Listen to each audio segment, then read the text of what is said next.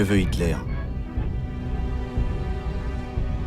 Dans son livre « Mein Kampf, mon combat », il a clairement exposé ce qu'il appelle ses missions. Comme Hitler est l'un de ses anciens combattants aigris de 14-18, sa première mission sera de détruire la France, d'effacer l'humiliation du traité de Versailles de 1919 qui prive l'Allemagne de son armée et d'une partie de son territoire.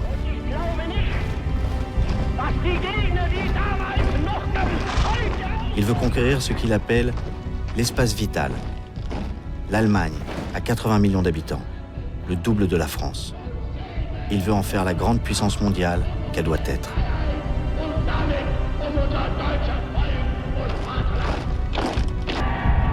Hitler s'est donné enfin comme mission de réunir au Reich tous ceux qui parlent allemand, en commençant par son pays natal. C'est l'Anschluss, l'annexion de l'Autriche, sur laquelle s'abat aussitôt la même terreur qu'en Allemagne, avec l'ouverture de l'un des pires camps de concentration à Mauthausen, près de Linz. Quelle sera sa prochaine victime? La Tchécoslovaquie voisine, où vivent des Allemands, les Sudètes, mais que l'Angleterre et la France protègent. La paix est menacée.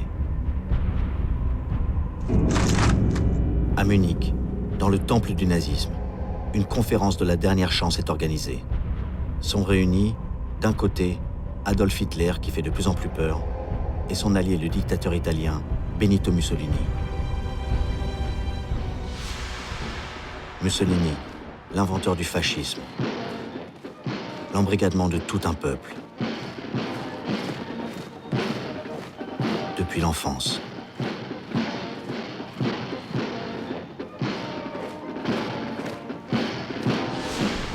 Et de l'autre côté, les démocraties occidentales, vainqueurs épuisés de la Grande Guerre, le Premier ministre britannique, le conservateur Chamberlain et le président du Conseil français, le radical socialiste Daladier, veulent sauver la paix.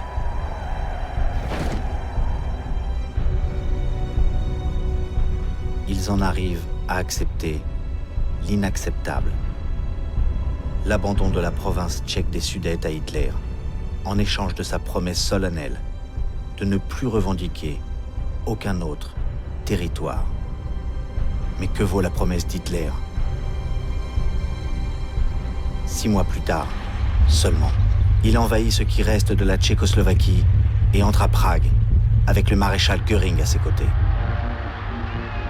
Göring, ancien pilote de chasse de la Première Guerre mondiale, l'un des fondateurs du nazisme, devenu le maître de l'aviation et un ogre qui veut apprivoiser les enfants tchèques.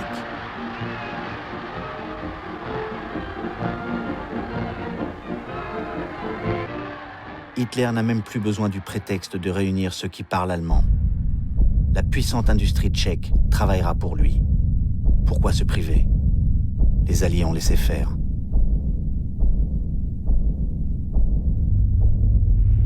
Pour dissuader Hitler, l'URSS est le dernier recours. Elle est liée à la France par un traité d'assistance mutuelle. L'Union des républiques socialistes soviétiques. Malgré leur crainte du communisme, les Occidentaux comptent sur l'URSS. Mais Hitler va les prendre de vitesse. À l'été 1939, dans son chalet de Berchtesgaden, il prépare une parade avec son ministre des Affaires étrangères, Ribbentrop. Hitler avait juré de détruire le communisme, mais il envoie Ribbentrop, le nazi, à Moscou pour conclure un traité historique avec ses pires ennemis.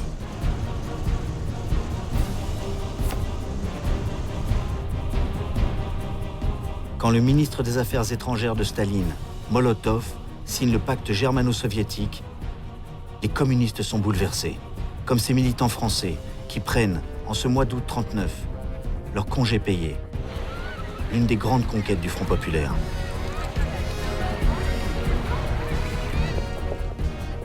Pourquoi ce pacte de non-agression? Les Soviétiques répondront « Staline a voulu gagner du temps, laisser Hitler et les Occidentaux s'entretuer. »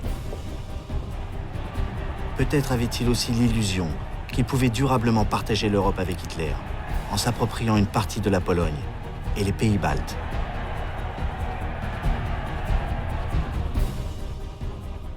Hitler lui-même a besoin de fournir quelques explications aux dignitaires nazis. L'alliance avec Staline les choque. Hitler affirme au chef des SS et de la Gestapo, Heydrich et Himmler, à son proche collaborateur Bormann, à quelques intimes, que cette alliance provisoire lui laisse les mains libres pour reprendre son expansion, cette fois vers la Pologne. Alors Hitler, n'ayant pas plus d'inquiétude du côté américain que du côté russe, décide de mettre fin à ce qu'il appelle la pire monstruosité du traité de Versailles, le couloir de Danzig. Le territoire allemand avait été coupé en deux en 1919 pour donner à la Pologne un accès à la mer. Hitler fixe la récupération de Danzig et l'invasion de la Pologne au 1er septembre à 5h35.